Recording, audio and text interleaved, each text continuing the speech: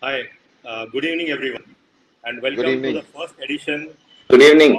of this new series called Not Just an Architect. Friends, this particular series has been launched by a close collaboration of four design professionals: uh, architect Ketan Javdekar, interior designer Ketan Seth, architect Gautam Naik, who's there with us today, and myself, Right. Milind Pai. And the entire theme of this event is planned around how a person who qualifies as an architect and then he decides to think beyond and dream beyond being into a typical architectural practice, and how he creates a niche for himself and achieves great heights. So I promise this is going to be very entertaining and a very inspirational series that is being planned. So please stay tuned, and thank IDAC for giving us this opportunity to launch this series. And with that, we are going to now start with our first episode. And today, our star guest for the evening, who is an architect, he's a sculptor, and he's also installation guru. So I request Gautam to introduce our guest speaker for the evening, Arzan Kambata. Azan Khambata, a very big name for me, a good friend from a fraternity. And what should I say about this person? A few words won't do justice for him. But life is really vast and words are short. So here presenting to you all the jewel in the crown of Mumbai city, Arzan Khambata. Born to a Parsi family on 23rd Feb 1966, his journey started as a sculptor that he calls himself. Sculptor word is invented by him. From school days only.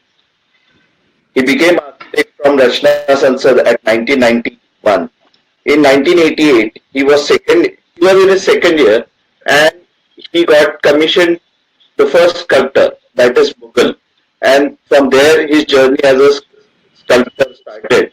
And in the second year itself, he had so much money that he could buy his antique Land Rover car.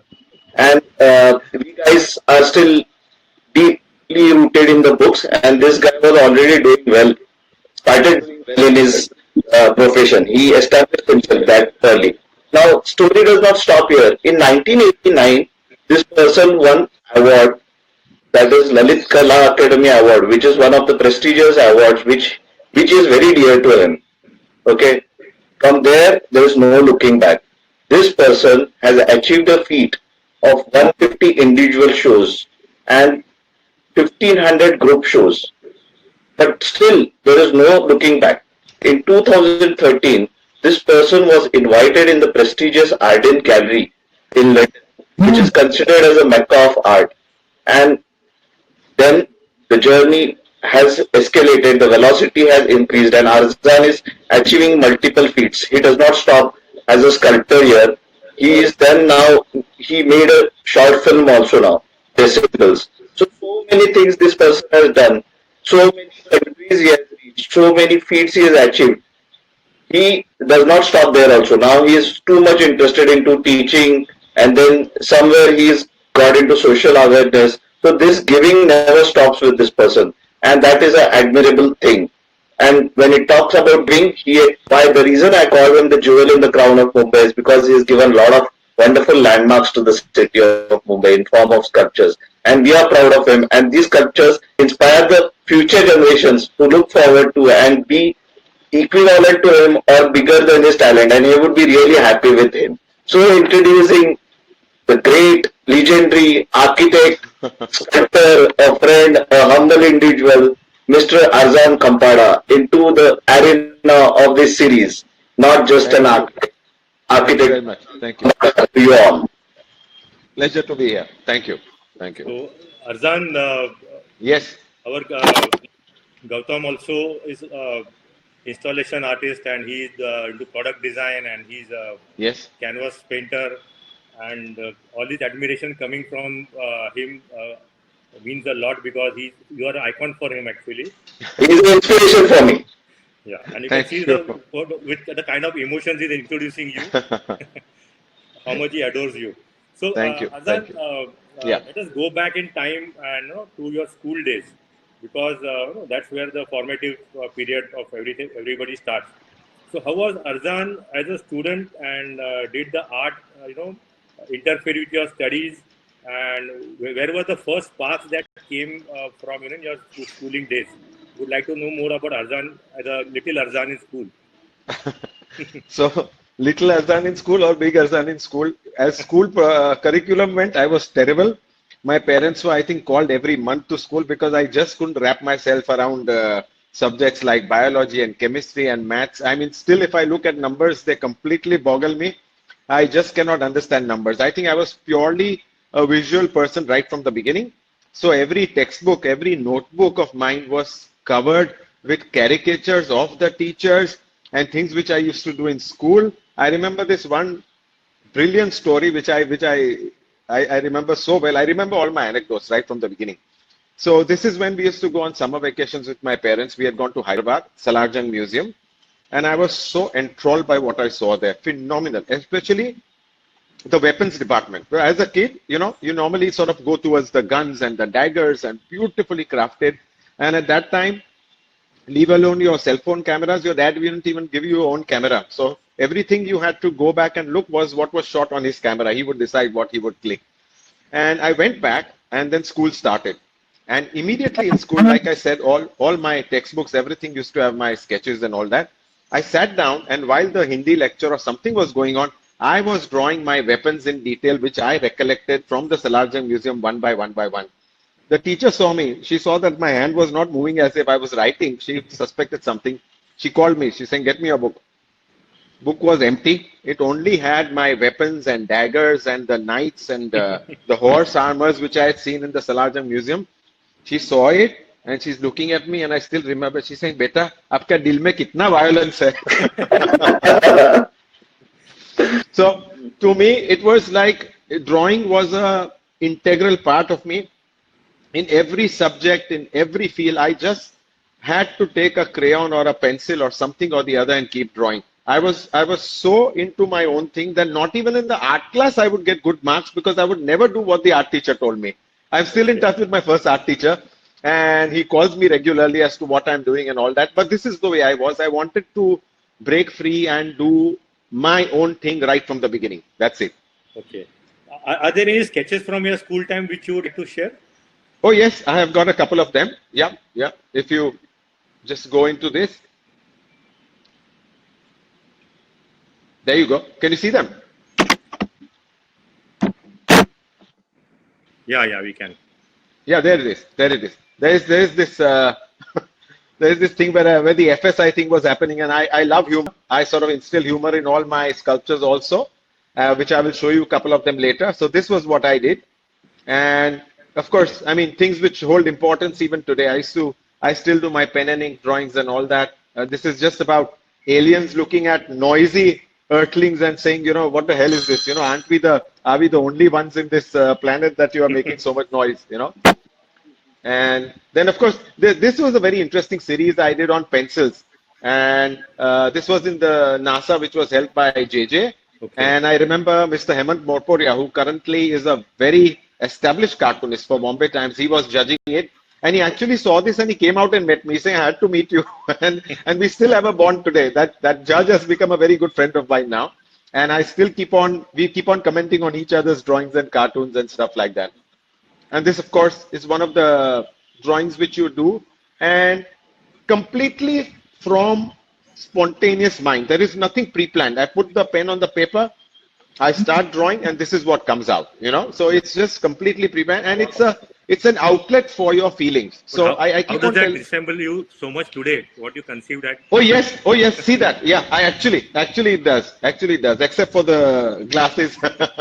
Okay. But it is someone, to me, it is someone who is sitting back and looking at the world and absorbing, Yeah. So it's like one of my favorite places. If I dream of going on a vacation, one of my most favorite things to do is sit at a roadside cafe and just look at things. So this is what I'm doing.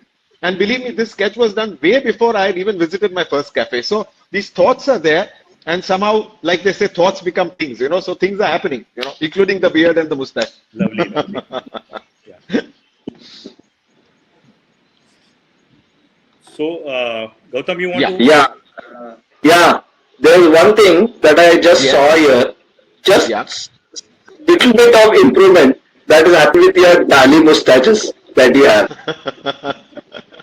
The mustache, of course, the Dali is one of my absolute favorite inspirations. I just love him, just for his technique, for his madness, for the kind of dual imagery which he did in his works. Absolute genius, sheer genius. And then I picked up this book from New York sometime back, which is called The Mustache of Dali. It is only of the Dali's mustache, okay? And it has been photographed by a world-class photographer called Pierre Halsman. And Pierre Halsman asks Salvador Dali questions, and Dali twists and turns his mustache, and every answer is with his mustache, So it's fantastic. You can also hide in the series, okay? I still have to go a little longer, but I think I'll manage. Coming to it, looking at this final sketch, you can understand that people, in their journey of life, they have too much time to consume to understand what their real calling is. And in a very less age, like in your school days itself, you understood what you wanted to do. It just got refined and you became a sculptor. Now, Absolutely. Then you went into architecture, and from architecture again you became a sculptor. So, how was it like? What is the entire, what was that calling? What was that urge? So basically, I'll tell you. So like I said, drawings and everything would happen throughout my life, everywhere. And after my 10th standard, summer vacation, no parents want their kids hanging around the home. They put them in various classes, music classes, art classes, this class, that class, just to get them out of the way. And I was put in an art class which was being conducted by an artist called Anand Mohan Naik from Goa. And he happened to be in Bombay. And he was teaching us clay and stuff like that. But the magic happened because where he was teaching us was the studio of a sculptor called Adi Davirwala. Adi Davirwala, if you look back and you Google him, was one of India's topmost contemporary art sculptors in that time. When I went to his studio, when Anand Mohan took me to his studio to work there, Mr. Davirwala had passed away. I had never met him. But the moment I saw his studio, the incomplete works, the sketches, the metal, the smell of the welding, his chair, his books, even chalk marks on the floor. That was a moment when I literally felt that there was someone who had worked towards this and had gone away from this earth, leaving things incomplete. I needed to pick it up from there and start off. And it was that deciding factor when I decided that I'm going to take metal and make sculptures from this. And then I went absolutely do you have visuals of your early sculptures? Early sculptors? Oh yes. So that's me. That's me photographed by my dad way back in '84. So this is one of the Red Indian sculptures that I done at that time. And you have to remember that that time I used to go around scrapyards, garages, building sites and collect metal. So when people see a 17-year-old boy collecting metal, they don't charge for it. They say, "Bhai, le ja, just take whatever you want." So this is what I used to do. I used to collect things, and this is one of my first sculptures that I made in metal. It was called the horse, Aspasia. This is what I did Okay. from Okay. strips and all that. And when I look back at that time, this one was called Homeward Bound Mexicans. This one won an award in the Bombay Art Society exhibition, I remember, Wow. way back in '86 or so. So these were small things, and believe me, this was still a time when it was a hobby. There was absolutely no idea that this would turn into a profession, that people would come to me, show me a space, and I would design for them. This was absolutely a playful hobby where I was so passionate about it that I literally would forget having lunch sometimes. I would weld throughout the day and But just still, create these pieces. they don't look as if a kid has done them. They are very Oh much. yes, oh yes, oh yes. But I think for you having said that, for an artist, Gautam, I think it is very important to have that childlike thinking constant. You cannot Yeah. say that I have learned this and sit back. You still have to learn. You still have to experiment. Every day when I go to the studio today, I mean, not during the lockdown, but every day when I used to go and still would want to go, there is always something new to learn.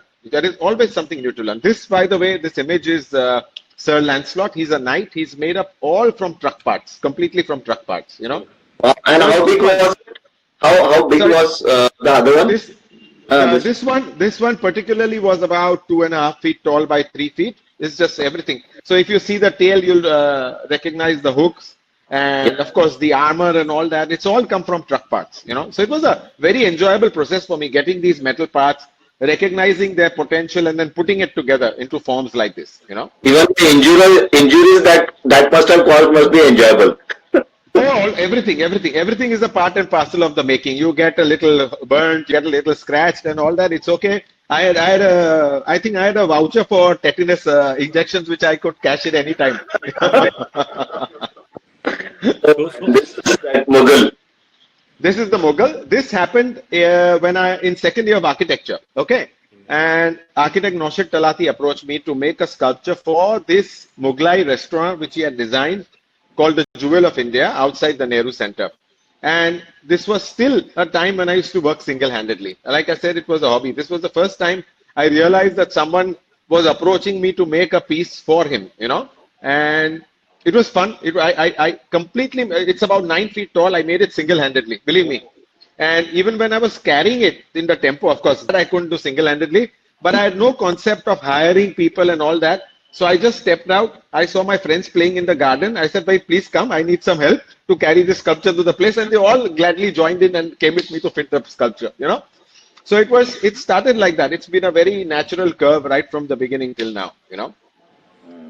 So, Arzan, it must have been very challenging during your first few years and staying in a Parsi colony. How did your neighbors yes. perceive a young boy doing some sculptures? So and I'll tell. ceremony? Yeah. And So- what are the so- challenges you faced in those years? I'll tell you. So, Milind, number one, you have to know that in my mind, I had no commercial interest when I started. Okay, that is very important. That is something that I would tell every artist today who comes to me and they say, "Sir, if I start doing this, how much money will I make?" I cannot answer that question till now. You have to keep aside that commercial thing. Although it is important, if you consider commercials right from the beginning, you'll kill your creativity completely. So to me, at least, touch wood, I came from a family where I didn't have to worry about that, so I was experimenting more freely. But having said that, that's an established architect, as you know, he still practices. Yeah. And when I used to roam around in the colony, all greased and messy, carrying scraps sometimes, carrying pieces back and forth from home, completely dirty, like right from head to toe. And I would be very happy about it because that would be my stamp of working hard. So, and someone would see me, I recall this old Parsi gentleman seeing me, calling me from across the road. I was wondering why he's calling me. So I walked across. And he's telling me, "Tumko sharam nahi aata hai kya?" In Parsi said, "Tane sharam nahi aati." So I said, "What happened?" So he's saying, "You're mad." He's saying, "You're roaming around like a bloody Bangarwala in the colony. Your dad is an established architect. Go," he's saying, "take a bath, go take a bath, sit in his office and work with him. Don't do all this rubbish, So it was phenomenal. And more than putting me off, it sort of more fired me, sort of by saying, I'm doing something crazy and this fellow is just sort of established it. So let me move further and sort of let me go more into it, So the reactions were all haywire. Some creative people, of course, they loved what I was doing. Other Parsis were saying, what the hell are you doing? Get a life, get a job and do something proper. But the encouragement that I got from my family, from my parents, and my parents' friends who were also architects was phenomenal. I think that was the guiding force which just made me keep on continuing, Right. It was wonderful. Yeah. So there must have been a journey from your formative years till today's current. Yes. Can you just give us a brief coverage of? Sure. So before I go into it, that photograph is of me in second year architecture with my Land Rover Defender, which I bought for 55,000 at that time. And this was after selling a couple of sculptures. And it used to be like, my friends used to call it the school bus, because right from Dadar till Prabhadevi, I used to pick up everyone on the way and drop everyone on the way back, Right. So Milind, coming to your question, chronologically, 82 I started my sculpture. 85 I joined architecture because my parents said that at least have some sort of a degree or some sort of an educational paper which you can hold. And architecture seemed to be the very easy choice, both being 3D art. So I joined architecture. While I was doing architecture, I continued my sculpture. It never stopped. So in morning I was in college. Of course, submissions and all that, as you know, take a lot of time. But I still would visit the workshop for 1 hour, 2 hours every day. And after finishing my architecture, I joined Dad's office. I used to do both. I used to spend time in the welding studio as well as the office. Slowly, as gradually it went on, my work in the office diminished and my work in the studio increased. So even that shift was very gradual. It was not like one day I said that, okay, now fine, I'm wrapping up my architectural practice and going to sculpture. So 91, I passed architecture. 93, I got my first show at Jahangir Art Gallery. That was the first time when the public of Bombay, so to speak, saw what I was doing for all these past 11 years. And then, so the shows happened in 93, 96, 99, and went on and on and on. And in the meantime, architects started approaching me for larger works, which I kept doing. Mm-hmm. And today, that is my forte. That is my forte today. Not exhibitions, but spaces which I see and I design for. So I am able to now see a space and sketch out what would look the best there, what would suit the client best. I think that is my main line of work now. Okay. Yeah. Can you show us some of your... Azan. Yes. Oh, sorry. Another photograph which got left out. When I was a kid, I did this wall for someone. It's a bar. And I used to do all these sort of things, playing around. Never. I have been blamed by my family for not being able to sit in one place at the same time. I literally cannot sit down. I have to do something or the other. So even when I went to this bungalow in Khandala, instead of sitting down, I took enamel paint and I painted this, sort of that sort of thing. That's me just exhibiting a couple of pieces there. And coming to your question about commission works, what you were talking about, Milind, prestigious works, okay? So this one happened last year. It's a 15-foot cantilever, if you can see right from the toe to the back. Okay. So if you see my works, if people see my works on Facebook, Insta, wherever they can go later, you will realize that I love doing these balances. I love making my sculptures stand on one toe. So that is the architect in me coming out, where I work out the structure to support this. Now imagine this piece, if it had a complete full pedestal from the back toe to the front, it would completely lose its spring, that thing of wanting to put the leg on this thing. So there's a very funny thing about this. So I call this going off to work. Okay. So when I put this sculpture last year, calling it off to work, the client said this doesn't look as if he's coming to work. It looks as if he's going home after a Friday. It looks more eager to go. Enthusiastic. Yes, enthusiastic. And then the lockdown happened, and I told him, look, now everyone's waiting to go back to work. So I said my sculpture preempted that also, So another one, this is of course for a finance company in Singapore. It's the company is called Helios, and this one is the sun god. It's made out of copper and various patinas on copper. The center is polished, the side is steel.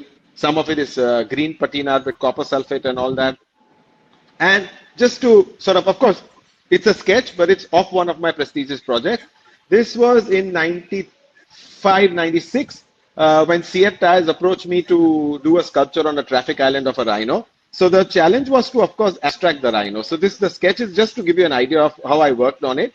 And this is what it looked like finally, you know. Okay. So this was one of the contemporary sculptures which came on a traffic island after a very, very long time. Otherwise, Bombay never used to have contemporary art sculptures. And then, of course, slowly the momentum peaked, and a lot of sponsors are now taking islands and getting people to do stuff like that. So it's interesting. We are slowly catching up, but we need a lot more momentum to put art out in public. I am an absolute believer that more art should be out in public than in galleries for everyone to see, you know. Correct. Yeah. Then coming to Transcon, this one is a building in Andheri, and this is a 17-foot suspension. I'm just standing there just for the scale to give you an idea of what the size of it is, you know. Lovely. This one is perhaps the largest one in terms of volume. Now, this is where the architectural practice comes in. 55-foot diameter orb. It's a complete orb made of about 380 panels. Each of these panels you can't see, but each of these panels is about 6 feet by 5 feet, 4 feet by 3 feet in size. Oh, And it is suspended, and the whole thing weighs about 3.5 tons. So this is for an IT office in Pune, you know. So this is what I like: large-scale projects where you challenge not only the making and the designing, but also the fitting. Believe me, I can do one whole lecture only on the fitting of this sculpture. It is so interesting, you know, and it's phenomenal how you don't even think of that when you're designing. So I keep telling people, and I keep telling students, do not kill your creativity under the excuse of being practical. First, go all out. First, go completely all out and sort of think of the most bizarre thing that you can think of. And then tone it down and come to how you're going to do it, how you're going to make it stand, how you're going to assemble it. I get surprised sometimes when people come to my studio. They see my large works, and there's one common question which they have and which absolutely foxes me as to how the hell can they ask me that question? You know what that question is? They see my large works, and the question is, how will you transport this?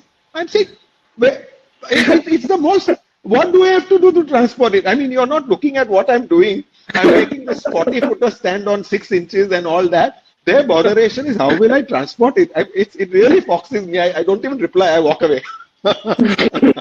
So one silly question I want to ask Ardhan. Yes, Was the slab please. particular Sorry. sculpture? Was this Yes, sorry. pre-designed for the sculpture weight? Yes. The slab was prepared for this sculpture. It was specifically designed for this sculpture. So this is one of the projects where the architect, the builder were in sync with me right from the beginning. Right. And we said that, look, we are going to suspend this. The lobby is huge. You cannot have something going from the ground because otherwise you'll need a 40-foot sculpture, which is ridiculous, 40, 50 feet sculpture. So the whole thing was prepared, the rods were inserted, and then the whole chassis was built to take the complete load, you know, that way. Correct. Of course, what you see in the slides is one of my most prominent pieces, the dolphins at Worli Jungle. Sorry. It's the most inspiring one also, I said. Oh yes, it has been out since ages, and it's very well kept. And of course, it's near the sea, so the dolphins justify it and all that, and the children love it. So it's good. You know, people identify with it very easily. And how much time did it take for it? The dolphin? Oh yes. I'm very glad you asked that question, Gautam. This one is a miracle. If you tell me to make this sculpture the same way as I made it, I would say I will not be able to do it. The client came to me and said, I will give you 15 days to make this sculpture because it is my father's birthday. Okay, it is my father's birthday, and it has to be put out on the island in 15 days. And I went back, we went to the studio, I showed fabricators, people, they said we cannot do it in less than 3 months. None of the people were ready. So we got in workers in 3 shifts, we got new machines, we slept at the workshop, we worked at the workshop, ate at the workshop, day in and day out, 3 shifts, and you won't believe it, we completed in 13 days. In 13 days, we completed and we put it on site. How it happened, I don't know. Sometimes, yes. Difficult to believe. And in this, you got help of your better half also. Yes. No, so we were at the studio. My children were sleeping at the studio, literally, you know, because there was absolutely no time to even think of how to go back and then sort of, you know, lose track of something. So there were this, it was like a huge uh, a manufacturing factory at that time, but I mean, 15, 16 workers working on each dolphin, cutting and grinding and polishing and all that. And it happened, you know. So it was a very good thing for me. And this one, of course, is one of the tallest pieces I've done. It was for Jaguar.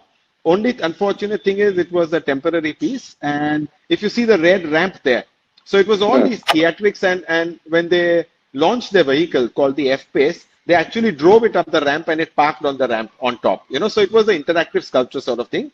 And the tall boom that you see, the vertical one, that is where all their logos and their story of the Land Rover and everything was sort of projected, the Jaguar and all that. A very interesting project, 60 feet tall, you know, which was good. Wow. And according to me, one project which is absolutely, if you say, you know, which is one of your favorite projects or which is one of your most prestigious projects, then it was this one. It is the sculpture of the INS Vikrant built from the scrap of the Vikrant. So it's made from the scrap of the Vikrant, and this happened because ex-fighter pilots, especially one ex-Commodore in particular called Mr. Bada, who's standing on the extreme left, ex-Commodore Bada, he approached me and sort of he was saying that, you know, the government is planning to scrap the Vikrant. Let's go buy some scrap and make a memorial for it. And he got together with other fighter pilots and the Navy and orchestrated this full thing and gave me the opportunity to make the memorial for the Vikrant. And the person, of course, in the uniform is Admiral Chima. He was the head of the Western Command. And it was a very, very notable sort of an event and a very prestigious thing for me because it kept the memory of the Vikrant alive for all of them, which was a very good thing, you know. Wow. Can we look into your workshop? Oh, yes, yes. I think there's a video of that if you can put it on. If you can take a sneak at the workshop. So much work we have seen. We would like to see how you work also in the workshop. No volume, if I can talk, that's me welding. It's one of the horses I did from old water tank for Akshar developers. So this is in Vashi. It goes on a wall. It's a huge horse, but it's not only a horse, it has got wings. It was actually the Pegasus, you know.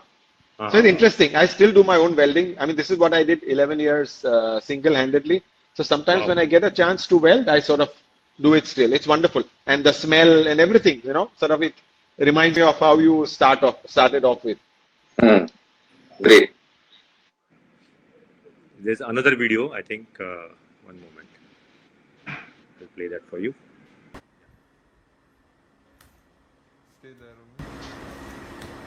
Oh, this one's closer to the a very different way of working. This is a complete cast bronze bull that I'm making. But when you do a cast bronze, the first thing you have to do is clay. So that's me putting the clay on the amateur, as they call it. So the clay part is the first part, which of course is the positive. Then you do the negative, and then you do the positive again. It's a crazy process. Bronze casting is a crazy process, and I don't have a foundry. So I do all the other pieces are made in the studio itself. You know. There's one more, I think, which we can play.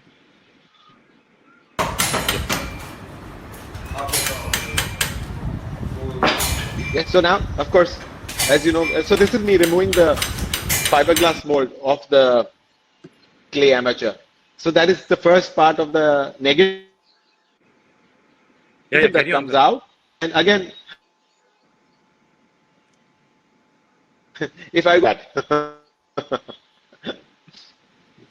But it's interesting. So what I like is the different ways of working, the different materials of working. I love experimenting, and I keep on experimenting with stuff like that, you know.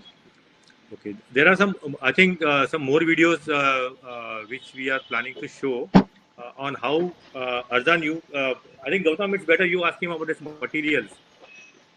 Yeah, actually, you are a master in whatever you have achieved. That can be seen in your sculpted body also, and in the sculptures also. And they have achieved so many colors, textures, and now you have mastered the art of working with various materials also. We would like to know more about it. Sure. So basic, of course, if you want to know what my most favorite material is, yes, please do that. Yes, please do that. I'll play the two videos. So this particular sculpture that you see, sure. So can I talk right now? Am I audible when Of course, the yeah, video is yeah. on? So Yes, yes. Yeah. basically this, sure. So this is cast bronze and copper, and of course it's a Gautama Buddha, as you can see.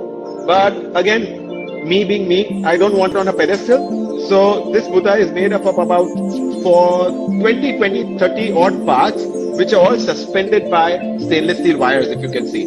The idea being that he keeps on swaying in the wind. So when you see this little movement, happening in the sculptures, it gives you a very spiritual feel to it instead of like one block of a Buddha just put on pedestal. So that's what I just love doing this because after doing the full thing, I had to segregate it, segment it, and if you see the wire Amazing. torso is separate. Okay.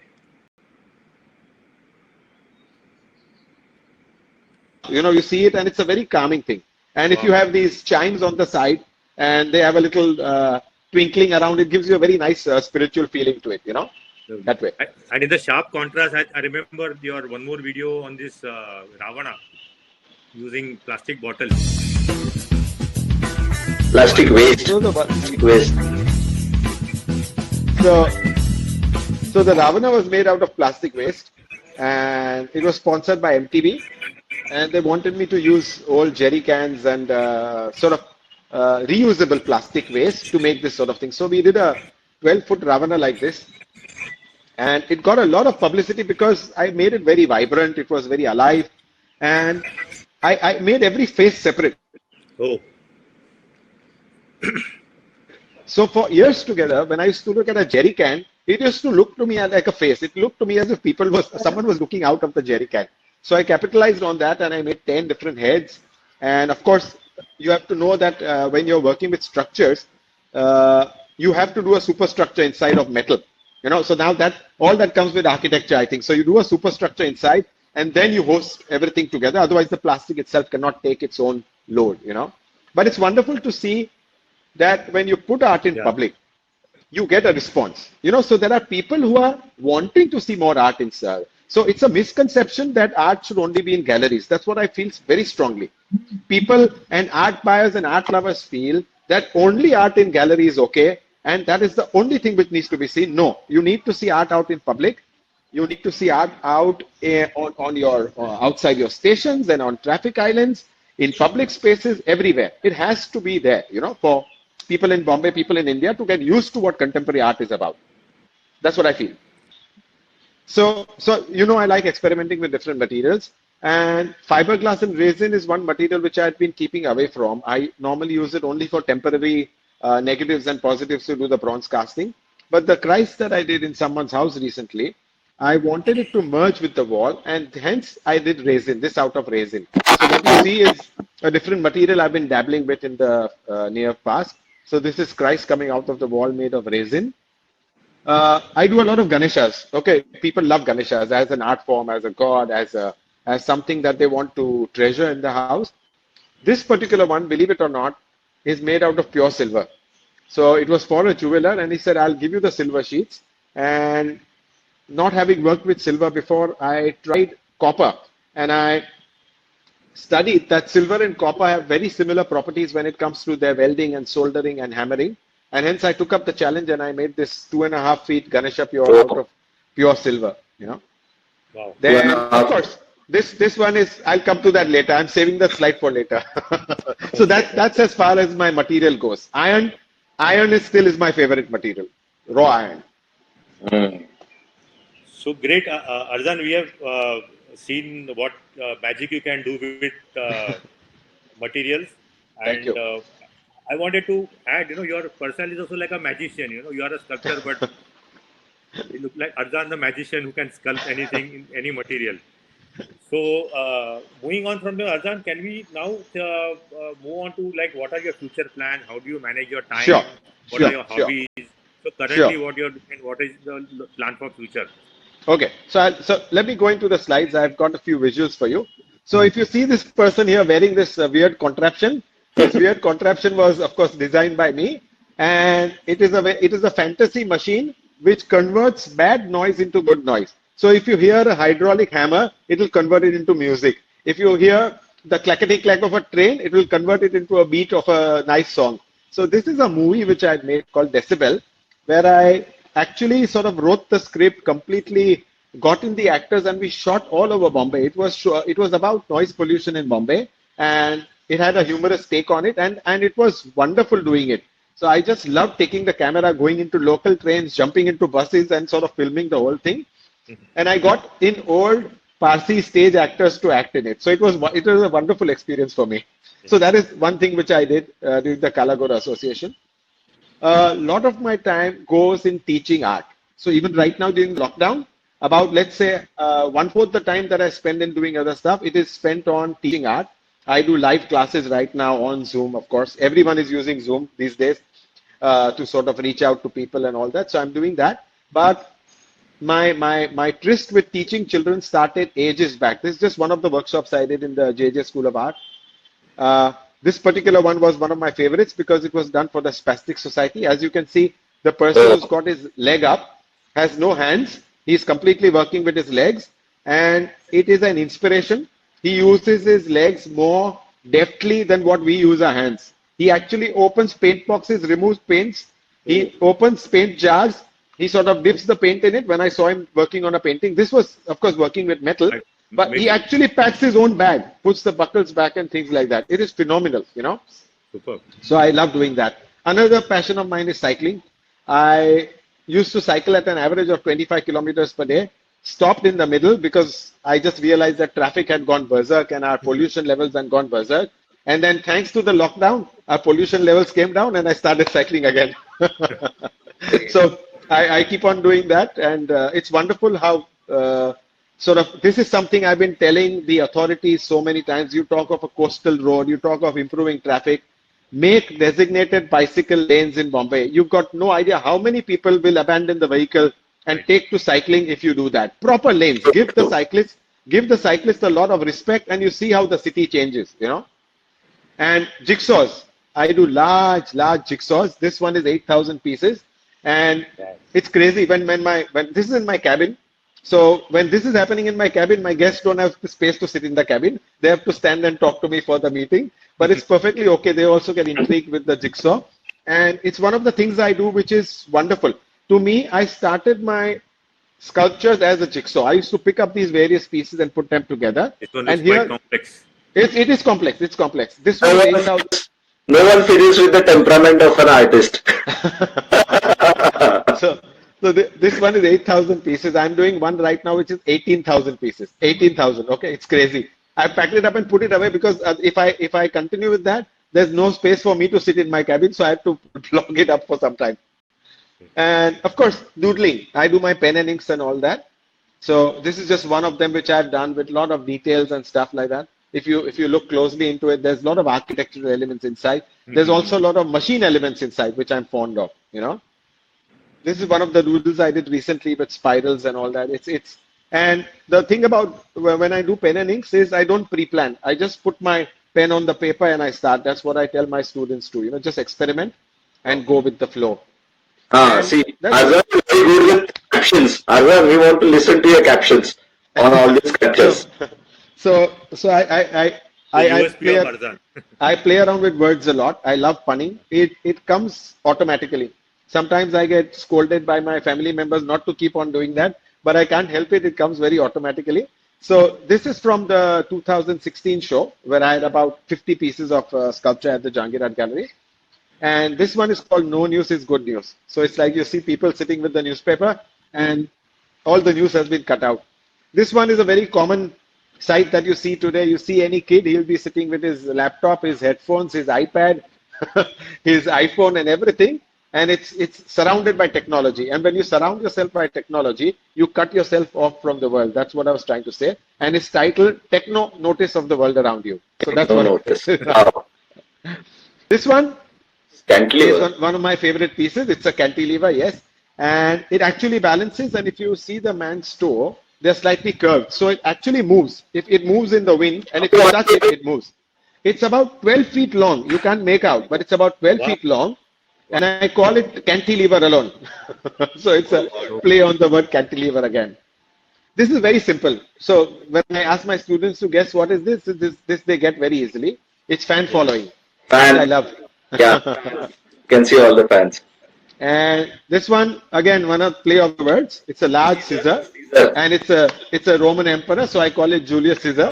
Julius So it's Caesar. just so I love doing this. So if a sculpture at home gets you happiness, gets you sort of laughing, and you feel happy when others look at it and comment on it, it adds to the atmosphere. We see a lot of message giving through your sculptures. Yes, it is true. This one is called the bookworm. So it's a direct this thing on the bookworm. This one is one of my favorite in terms of the naming process. If you see the position of the two people there, and if you see the Sistine Chapel in Rome, the creation of Adam is that way, where God is holding his finger to Adam, and it's a very famous painting, one of the most famous paintings in the Sistine Chapel. And what I have done is instead of God, I've put Michael Jackson there, and instead of Adam, I put Jennifer Lopez there, and I call it Michelangelo, which is the name of the artist, which is Michelangelo. So that's what I do. You have got a lot of humor. And this one is something that I always believe in. Number one, you will find a lot of people working in my sculptures. I love people who work and people who do things with their hands, people who use their minds and do something out of it. So this one is called moving ahead. It's a pun on the word head. It's called moving ahead, and which is always something you have to do. Keep on giving this message to students, to everyone. It's not an easy path. Believe me, it's not an easy path. The whole process is of a struggle, which you have to keep continuing. Don't be fooled by, if you're a big name in art, you can give anything off and people will just lap it up and you'll sort of flourish. You have to keep creating good stuff. You have to keep reinventing yourself. You have to be ahead of your game and do better than what you did yesterday to survive in this world. You have to do that in every field. What a message it has. Amazing. This is a typical Arzan USP, the way he's naming the structure. Yes, the width, I the love width doing and that. the message. I love doing that. He nailed it. I think this is a big takeaway, when you associate Arzan, the way he names this sculpture and the word sculptures. Anytime I hear this word sculpture, I'll always remember Arzan immediately. The Oxford Dictionary is giving patent to Arzan. Yeah. So I think Arzan, we have now come to the last conclusive part. Sure. And it's been a wonderful interaction with you, and Sure. we have kind of learned what Arzan is as a person, and we know for sure you are an international celebrity, but we also know you are a very, very friendly person and a very nice human being, Thank you. and you relate to your students so well. So we just want Arzan, you to give us a very small and a very stark message to us professionals and a lot of young architects and your students, like a parting note, as a big takeaway, what we should learn from Arzan Kambata, the architect, the sculptor, I think one thing which I keep telling people: experiment fearlessly. Experiment fearlessly. Don't keep on looking behind on your shoulder, who's seeing and what will they say. I experienced this with kids' workshops. When kids sit there, their parents keep on looking and seeing what they're doing, and the kid turns around to get the parents' approval. And this parents' approval changes into others' approval, other people's approval. We keep on thinking, if I do this, what will the other person think? So if it's one thing, I'm saying experiment fearlessly. Literally go all out and see what happens, and then if you want, tone down, but first go all out. Completely forget practicality. Completely forget whether it can be done or not, or how will you transport it, or what will happen. First go absolutely all out, experiment fearlessly. 2 words, that's it. Great. So take the risk and plunge into the problem. Absolutely. Like we used to be taught, look before you leap, correct? Look before you leap. There's no time now. You just leap. Yes. You fly. You have to do that. lovely message. You have to do that. Yeah. So I am going to say thank you to you in a very unique way, Arzan. I'm going to play a small video of you. Yeah, that's that Arzan achieved during this lockdown. Yeah. So I'm going to leave the audience with that to summarize what Arzan Kambata is all about. Sure. And that's the signing off now. Thank you. Thanks, Arzan.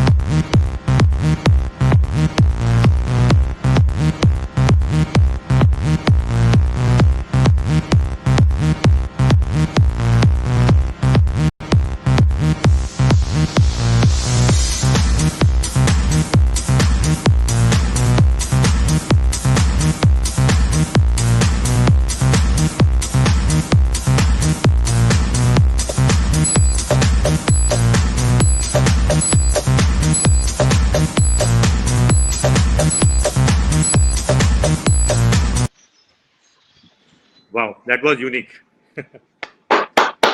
Yeah, Applause to this Thank gentleman. you. it was really fun Thank you. interacting with you, Thank you. Azan.